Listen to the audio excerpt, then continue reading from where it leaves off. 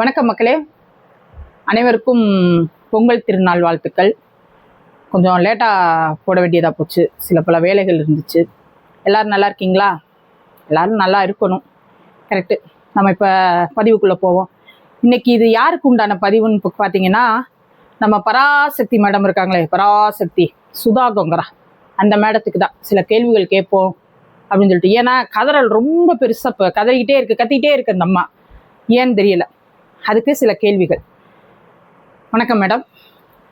சுதா, நான் நீங்கள் போகிற இன்டர்வியூவில் அந்த பராசக்திக்கு இன்டர்வியூக்கு போகிறீங்க பார்த்தீங்களா, அங்கே பூரா சொல்கிறீங்க, நான் அந்த பழைய பராசக்தி படம் இருக்குல்ல, அந்த கலைஞர் வசனத்தில் சிவாஜி நடித்த படம், அந்த படத்தை பார்த்து தான் நான் இந்த ஜாதி ஒழிப்பு, ஜாதி இருக்கக்கூடாது அப்படின்ற ஒரு தீ என் மனசுக்குள்ளே பரவுச்சு.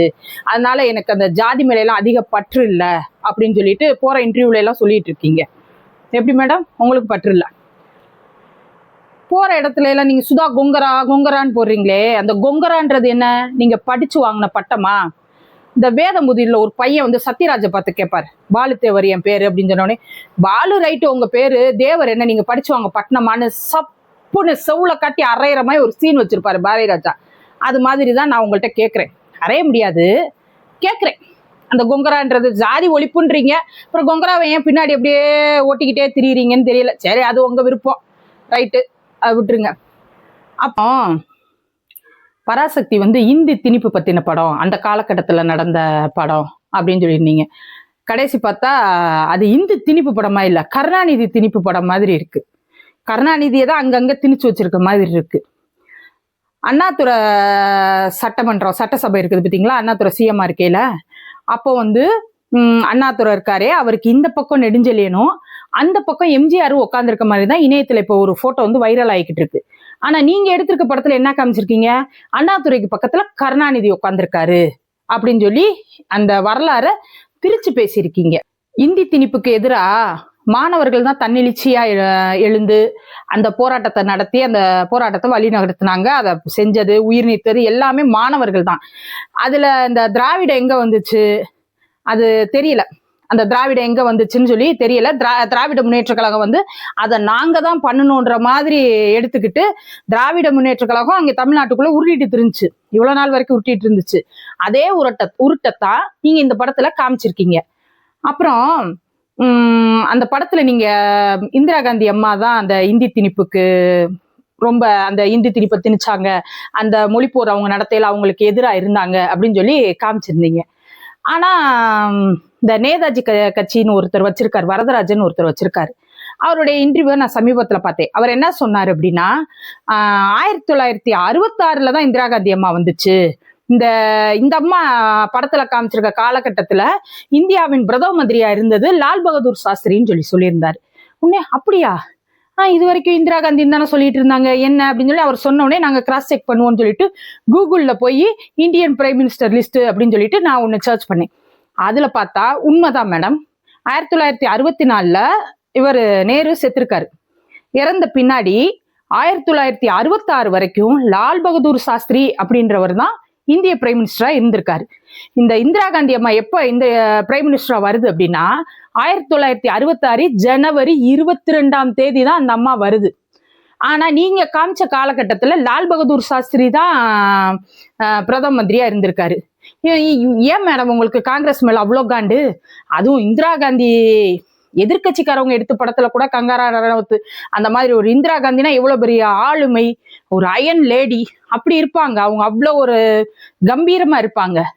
அப்படி ஒரு கங்கனா ரணாவத்னு ஒரு எதிர்கட்சிக்காரவங்க இந்திரா காந்தியை பத்தி ஒரு படம் எடுத்திருக்கிறதுக்குள்ள அவ்வளவு அழகா இந்திரா காந்தியை காமிச்சிருக்காங்க. நீங்க என்னடனா இந்திரா காந்தியை காட்டு அப்படின்னா புகழுக்கு சேலையை கட்டி கூட்டிட்டு உட்காந்து அதுதான் இந்திரா காந்தின்னு எங்களை நம்புன்னு சொல்லிட்டு நம்ப வச்சுக்கிட்டு இருக்கீங்க. இது என்ன இதுன்னு தெரியல. அப்புறம் உலக வரலாற்றிலேயே முதல் நாள் அந்த படம் வருது. எப்படி 10ஆம் தேதி அந்த படம் வருது, 11ஆம் தேதி காலையில வெற்றி கொண்டாட்டம், நாங்க வெற்றி அடைஞ்சிட்டோம் அப்படியா இப்படியான்னு சொல்லிட்டு வெற்றி கொண்டாட்டம் கொண்டாடினீங்க. காலையில வெற்றி கொண்டாடிட்டு சாயந்தரம் ஒரு இன்டர்வியூல போய் உட்காந்து ஒரே ஒப்பாரி. என்ன ஒப்பாரி அப்படின்னா, விஜய் ரசிகர்கள்லாம் சேர்ந்து இவ்வளவு ஒரு நல்ல படத்தை அவங்க தலைவர் படம் வரலன்னு சொல்லிட்டு நெகட்டிவ் ரிவ்யூ கொடுத்து இந்த படத்தை ஓட விடாம ஆக்கிட்டாங்க, வச்சுட்டாங்க. எது மேடம் நெகட்டிவ் ரிவ்யூ கொடுக்கறது? எவ்வளவு நல்ல படமா இருந்தாலும் நெகட்டிவ் ரிவ்யூ கொடுத்தா அந்த நல்ல படமா இருந்தா ஓடும். ஒருத்தவங்க சொல்றதுனால அந்த படத்தை ஓட வைக்காமையோ, ஓட வைக்க ஒண்ணும் நல்லாவே இல்லாத படத்தை நம்ம ரிவ்யூ கொடுத்து ஓட வைக்கிறது அது முடியவே முடியாது. மக்கள் வந்து அவ்வளவு ஏமாளிகள் இல்லை. எங்களை எல்லாம், அதாவது எங்க தலைவர் டிவிகே தலைவர் விஜயோடைய ரசிகர்களை பூரா நீங்க என்ன சொல்றீங்க? ரவுடிஸ், குண்டாஸ், அவங்க எல்லாம் சேர்ந்துதான் இந்த படத்தை இப்படி ஆக்கிட்டாங்க, வச்சுட்டாங்க அப்படின்னு சொல்லி சொல்றீங்க. ஏன் உங்க 2 படத்தை கொண்டாடினது யாரு? இதே மக்கள் தானே. இதே நீங்க சொல்ற ரவுடிஸ், குண்டாஸ் எல்லாரும் தானே. ஏன் இறுதி சுற்று நல்லா ஓடலையா? சூரரை போட்டு ஓடலையா? நல்லா எடுத்திருந்தீங்க, நாங்க கொண்டாடணும். இப்ப நீங்க வரலாற திரிக்கிறீங்க. அப்படி திரிக்கையில நாங்க எப்படி அதை ஒத்துக்கிடுவோம் மேடம்? இப்போ ஒரு 100 வருஷம் 200 வருஷத்துக்கு முன்னாடி நடக்கிற ஒரு வரலாற்று இது, அதை நான் எடுக்கிறேன்னு சொன்னா நீங்க என்ன வேணாலும் அடிச்சு விடலாம். ஏன்னா இப்ப நிறைய பேர் அப்படிதான் சொல்றாங்க, அந்த மன்னனை வந்து ஒருத்தவங்க தான் கொண்டாங்க அப்படின்னு சொல்லி சொல்றாங்க. ஆனா படத்துல காமிச்சது இன்னொருத்தவங்க கொண்ட மாதிரி காமிக்கிறாங்க, வைக்கிறாங்க. அதை ஏமாத்த முடியும். ஏன்னா 100-200 வருஷத்துக்கு முன்னாடி நடந்த நிகழ்வு இப்ப யாருமே அந்த நிகழ்வுல இருந்தவங்க உயிரோட இருக்க மாட்டாங்க. ஆனா நீங்க என்ன செய்றீங்க? 1960ல இருக்கிற ஒரு நிகழ்வை படத்தை நான் வரலாற்று படம் சொல்லி எடுத்து வைக்கிறீங்க. 1960ல உயிரோட இருந்தவங்க இப்ப உயிரோட இருக்காங்க. அப்ப நீங்க பொய் சொன்னா மாட்டிக்குவீங்க. நீங்க பொய்யா சொல்லிப்புட்டு அதுதான் படம், நீ பாரு நீ பாரு இதுதான் அப்படின்னு சொல்லிட்டு நீங்க அதை எங்க மண்டக்குள்ள திணிச்சீங்கன்னா நாங்க எப்படி ஒத்துக்கிடுவோம்? வரலாறு திரிச்சு எடுத்தீங்கன்னா தமிழன் ஒத்துக்கவே மாட்டான். தன்னுடைய வரலாற யாரு திரிச்சாலும் அதை ஒத்துக்க மாட்டான். நீங்க என்ன, யார் படம் எடுத்தாலும் ஒத்துக்க மாட்டாங்க மேடம், ஒத்துக்க மாட்டாங்க. உங்க மேல தப்பு வச்சுக்கிட்டு விஜய் ரசிகர்களையோ இல்ல தமிழ்நாட்டு படத்தை பாக்குற அந்த ரசிகர்களையோ குறை சொல்றது தப்பு. ஏன்னா முதல்ல இருக்கிற 2 படத்தை, உங்க 2 படத்தை ஓட வச்சது இதே ரசிகர்கள் தான். அப்ப இனிச்சிச்சு, இப்ப கசக்குதா? அப்புறம் மேடம் இந்த ரவுடிசத்தை பத்தி எல்லாம் நீங்க பேசுறீங்க.